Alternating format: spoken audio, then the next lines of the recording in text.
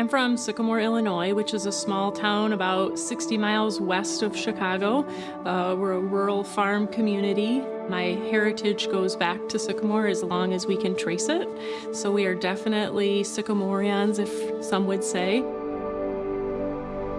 When Connor was born, he was my second child.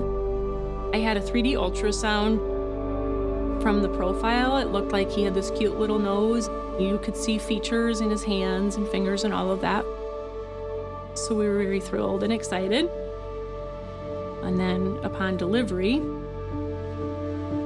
that's kind of the moment when our world changed forever. I was privileged to be in the delivery room with Kelly when Connor was born. And the doctor said, "Kelly, your baby has a little cleft." I remember looking at my mom and saying, "What's a cleft?" And then they put him on my chest, and then I looked at his face. I said, "There's nothing slight about that." Hi, I'm Connor. I'm a patient at Shriners Hospitals for Children Chicago, and I was born with a bilateral cleft lip and palate. I'm 14 years old. I've been a patient there since I was a little kid. I've had 13 surgeries, with many more to come, and I love to play golf. Connor is definitely a boy of many trades. He works on a farm. I work out on a bigger property in acreage. I learned so many life skills, whether it's mowing the grass, operating equipment, chopping wood, starting a fire. I'm always constantly doing something, and it's a huge part of my life for me.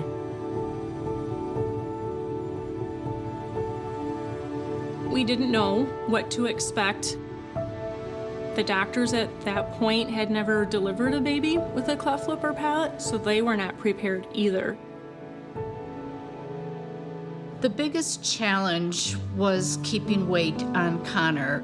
He was not able to nurse because he did not have a palate.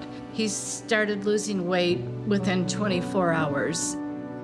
The nurses at our small hospital were not any help as far as helping Kelly to feed Connor. Upon discharge, we started exploring other hospitals. We went to 4 different children's hospitals across the Midwest and didn't have a good feeling at any of them. Daryl Graves is who introduced Shriners to me and my mom. I made a phone call to her.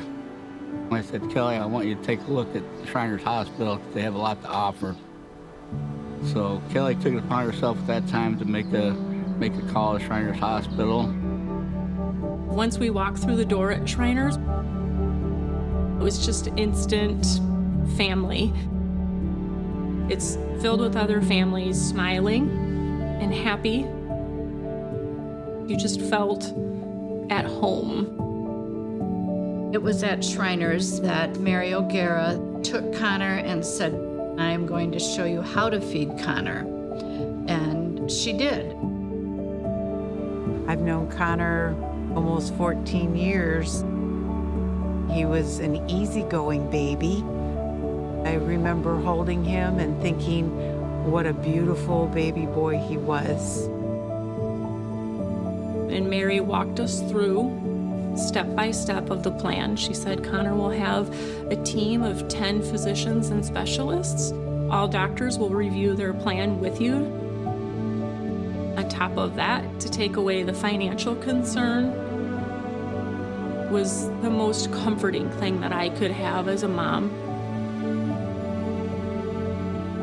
So in the first, I would say 2 years of his life, he had 2 major surgeries and a couple little minor things done. Shriners Hospitals for Children in Chicago take each child individually and tailor the treatment plan to make sure that we're giving them the best possible care at the best possible timing for that patient. Connor's undergone a number of surgeries, starting with the repair of his lip at around 3 months of age, and then the repair of his palate just before 1 year of age. He's undergone repair of the cleft in the gum line, taken some bone from his hip to do that.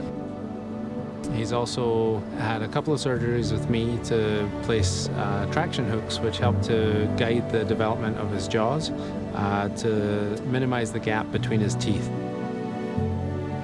He's quite a ways through his reconstructive path, but he has a few surgeries ahead of him still. Connor has always had very good speech patterns from the time he started talking. His speech was understandable. It was much like children his age.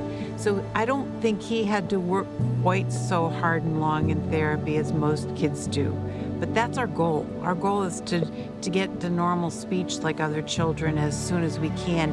And it was his surgical work that helped him do that. Early on, we were regulars, and the list could go on and on to every person in the hospital that makes this the best place in the world to be. The team at Shriners is amazing, from Mario Guerra to Dr. El Qureshi, Dr. Patel, everybody. They've helped me become where I'm at today. They just make you feel like you are a movie star. They tell you you look amazing. They tell you your smile is so beautiful today, and it's awesome. It was about 2 months old. My mom and I were in the waiting room while Connor was in surgery, and we said, what are we going to do to give back? How are we going to make the community aware of this amazing care for kids? So in the waiting room, we came up with the idea to have a golf outing. It's a scramble golf tournament in which we raise money. Over the past 13 years, we've raised just over $250,000. More importantly, we've spread awareness. We've had over 10 families referred to the hospital.